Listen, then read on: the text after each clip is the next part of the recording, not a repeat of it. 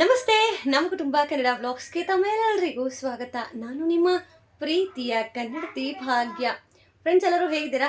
ಎಲ್ಲರೂ ಸೇಫಾಗಿ ಚೆನ್ನಾಗಿದ್ದೀರಾ ಅಂತ ಹೇಳಿ ಭಾವಿಸ್ತಾ ಇವತ್ತಿನ ವಿಡಿಯೋನ ಶುರು ಮಾಡ್ತಾ ಇದ್ದೀನಿ. ಇವತ್ತು ಸ್ಯಾಟರ್ಡೆ ಮಾರ್ನಿಂಗಿಂದ ಆ ವಿಡಿಯೋನ ಶೂಟ್ ಮಾಡಿದ್ದೀನಿ, ರೆಸಿಪಿನೂ ಶೂಟ್ ಮಾಡಿದ್ದೀನಿ. ಹೋಗಿ ಅದೆಲ್ಲ ನೋಡ್ಕೊಬನ್ನಿ. ಅದಾದಮೇಲೆ ಬ್ಲಾಗನ್ನು ಕಂಟಿನ್ಯೂ ಮಾಡ್ತೀನಿ. ಯಾರಾದರೂ ಹೊಸದಾಗಿ ನೋಡ್ತಾ ಇದ್ದರೆ ಚಾನಲನ್ನು ಸಬ್ಸ್ಕ್ರೈಬ್ ಮಾಡ್ಕೊಳ್ಳಿ. ನಿಮ್ಮ ಅನಿಸಿಕೆ ಅಭಿಪ್ರಾಯಗಳನ್ನು ತಪ್ಪದೆ ಕಮೆಂಟ್ ಬಾಕ್ಸಲ್ಲಿ ಕಮೆಂಟ್ ಮಾಡೋದು ಮಾತ್ರ ಮರಿಬೇಡಿ ಅಂತ ಹೇಳ್ತಾ let start today's video. So Saturday ಅಂದ್ರೆ ನಮ್ಗೊಂಥರ ಸ್ಯಾಟರ್ಡೆ ಅಂತ ಅಷ್ಟೇ, ಈ 2 ಡೇಸ್ ಒಂಥರ ಬ್ಯುಸಿ ಇದೆ ಅಂತ ಹೇಳ್ಬೋದು. ಬಟ್ ಸ್ಟಿಲ್ ಇವತ್ತು ನಾನು ವ್ಲಾಗ್ ಯಾಕೆ ಮಾಡ್ತಾ ಇದ್ದೀನಿ ಅಂತಂದರೆ ತುಂಬಾ ಒಂದು ಒಳ್ಳೆಯ ವಿಚಾರವನ್ನು ನಿಮ್ಮ ಜೊತೆಗೆ ಹಂಚ್ಕೋಬೇಕು. ಕೊನೆವರೆಗೂ ಯಾರೆಲ್ಲ ವಿಡಿಯೋ ನೋಡ್ತಿರಲ್ಲ ನಿಮಗೇನೆ ಅದು ಸಿಗುತ್ತೆ ಆ ಒಂದು ವಿಚಾರ. ಆಮೇಲೆ ತುಂಬ ಜನಕ್ಕೆ ಅದು ಯೂಸೂ ಆಗ್ಬೋದು. ಸೊ ಖಂಡಿತವಾಗ್ಲೂ ವಿಡಿಯೋನ ಕೊನೆವರೆಗೂ ನೋಡಿ. ಇಷ್ಟ ಆದರೆ ಮಾತ್ರ ಲೈಕ್ ಮಾಡಿ. ಸೊ ಬನ್ನಿ, ಹಾಗಿದ್ರೆ ಇವತ್ತಿನ ಸ್ಯಾಟರ್ಡೆಯ ವ್ಲಾಗನ್ನು ಶುರು ಮಾಡೋಣ.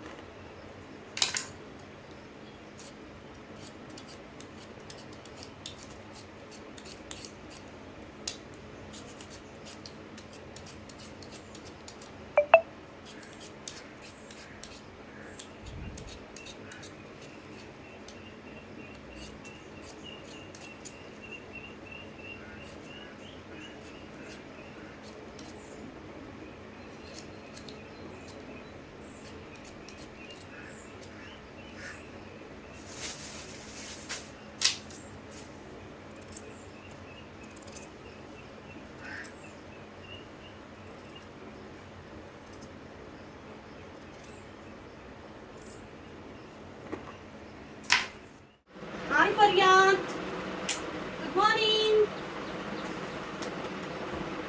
Good morning. Good morning. Good morning.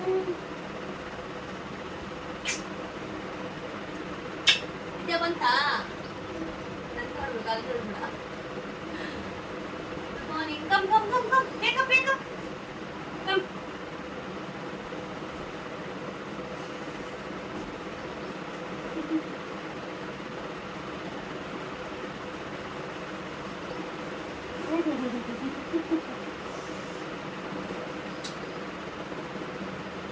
Good morning. Ida banta. ಚೆನ್ನಾಗಿ ಗೊತ್ತಾ? ಚೆನ್ನಾಗಿ ಬಂದಿಲ್ಲ.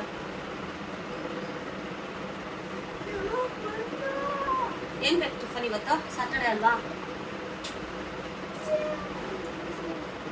ಜೋರಾಗಿ ಹೇಳು. ಬಿಸಿಬೇಳೆ ಭಾತಾ? ಡನ್.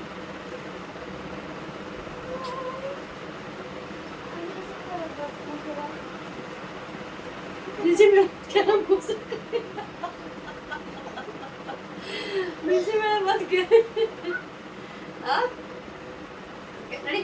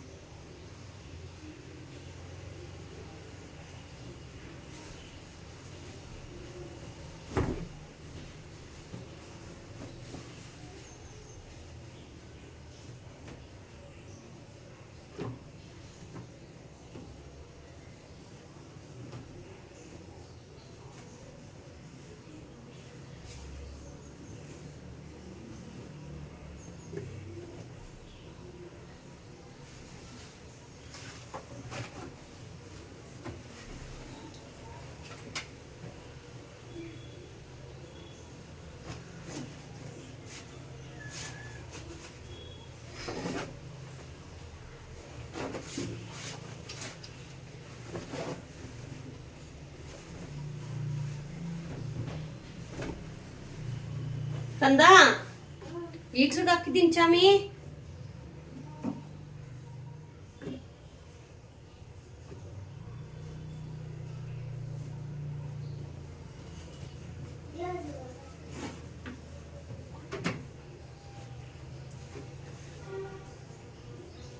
ಏನದು ಗುಯ್ ಗುಯ್ ಅಂತ ಇದೆ?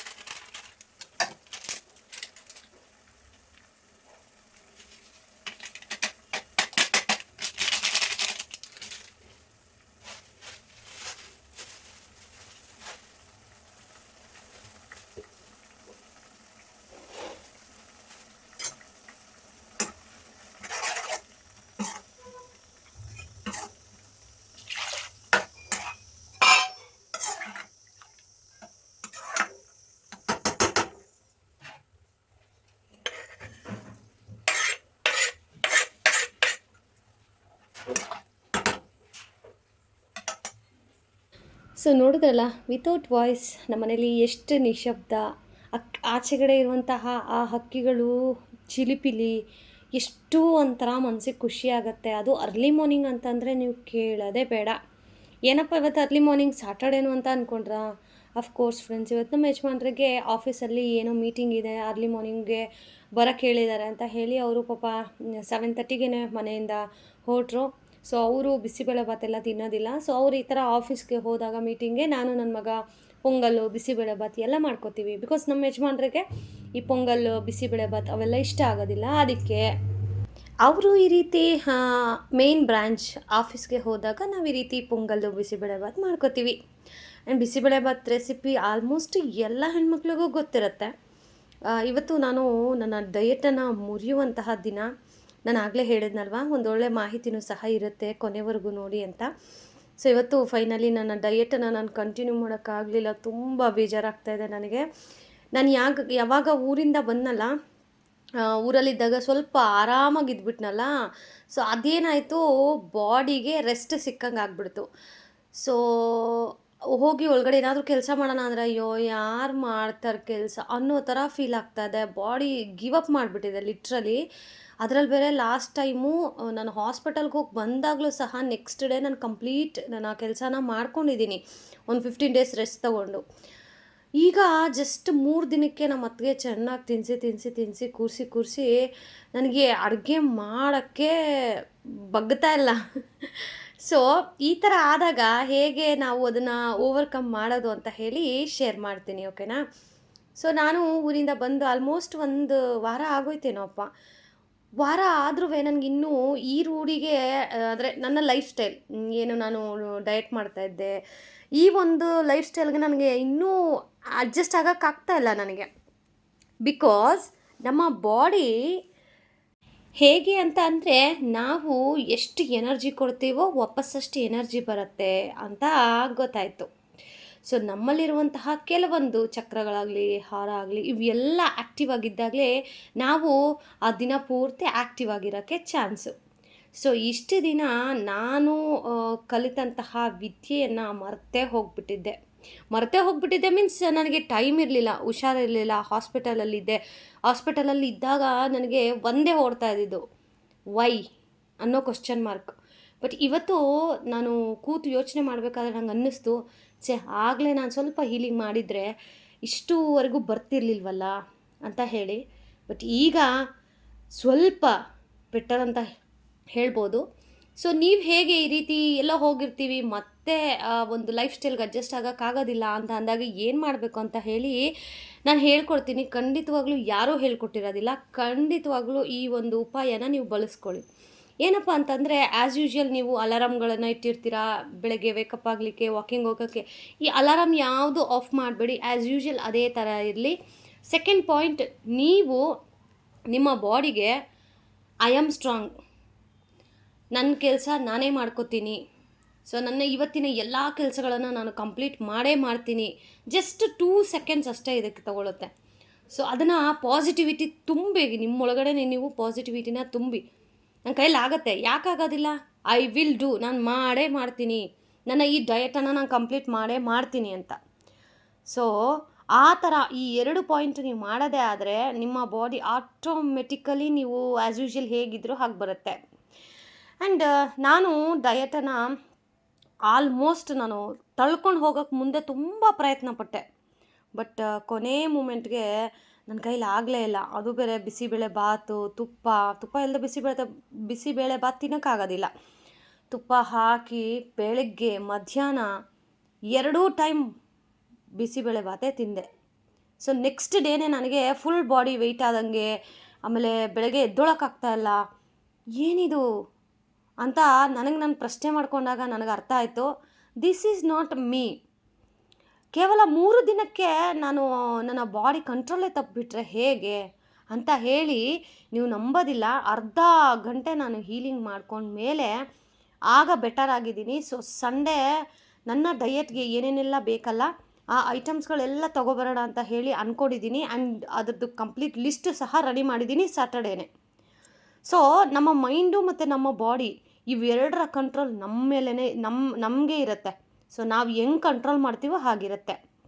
ಸೊ ವಯಸ್ಸು ಮಕ್ಕಳಿಗೆ ಅಂದರೆ ಈಗ ಹದಿಹರಿಯದ ವಯಸ್ಸು ಅಂತಾರಲ್ಲ, ಆಗ ಮನಸ್ಸು ಚಂಚಲವಾಗಿರುತ್ತೆ. ಆಗ ನಾವು ಎಷ್ಟೇ ಕಂಟ್ರೋಲ್ ಮಾಡಬೇಕಂದ್ರೂ ಕಂಟ್ರೋಲ್ ಆಗೋದು ತುಂಬ ಕಷ್ಟ. ಆ ಟೈಮಲ್ಲಿ ನಾವು ಕಂಟ್ರೋಲ್ ಮಾಡಿದ್ರೆ ಲೈಫಲ್ಲಿ ಒಂದು ದೊಡ್ಡ ಲೆಸನ್ ಕಲ್ತಾಗೆ.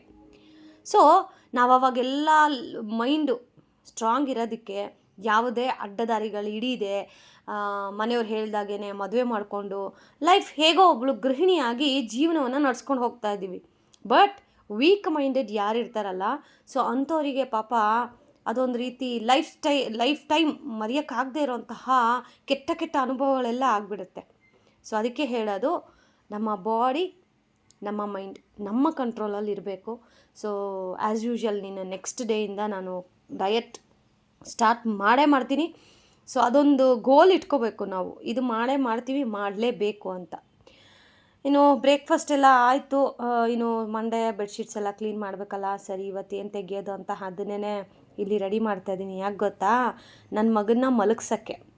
ಯಾಕೆ ಅಂತಂದರೆ ಈಗ ಗ್ರೇಡ್ 2 ಬೇರೆ ನನ್ನ ಮಗ, ಸ್ವಲ್ಪ ಓದೋದೆಲ್ಲ ಜಾಸ್ತಿ ಇರುತ್ತೆ, ಹೋಮ್ವರ್ಕ್ಸ್ ಎಲ್ಲ ಜಾಸ್ತಿ ಇರುತ್ತೆ.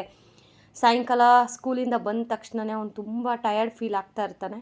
ಸೊ ಆ ಟೈಮಲ್ಲಿ ಹೋಮ್ವರ್ಕ್ ಮಾಡಿಸ್ಬೇಕು, ಅವೆಲ್ಲ ಕಷ್ಟ ಆಗುತ್ತೆ. ಸೊ ಇವತ್ತು ಸಾಟರ್ಡೆ ಅಲ್ವಾ, ಸೊ ಸಾಟರ್ಡೇಸ್ ಕಂಪಲ್ಸರಿ ರಜಾ ಇದ್ದರೆ ನಾನು ಮಲಗಿಸ್ತೀನಿ. ಅವನು ಏನೂ ಆಟ ಮಾಡೋದಿಲ್ಲ, ಮಲ್ಕೊಬಿಡ್ತಾನೆ. 2 ನಿಮಿಷ ಗೈಸ್, ಹಿಂಗೆ ತಲೆ ಹಾಕಿದ ತಕ್ಷಣವೇ ಪಾಪ ನಿದ್ದೆ ಬಂದುಬಿಡುತ್ತೆ.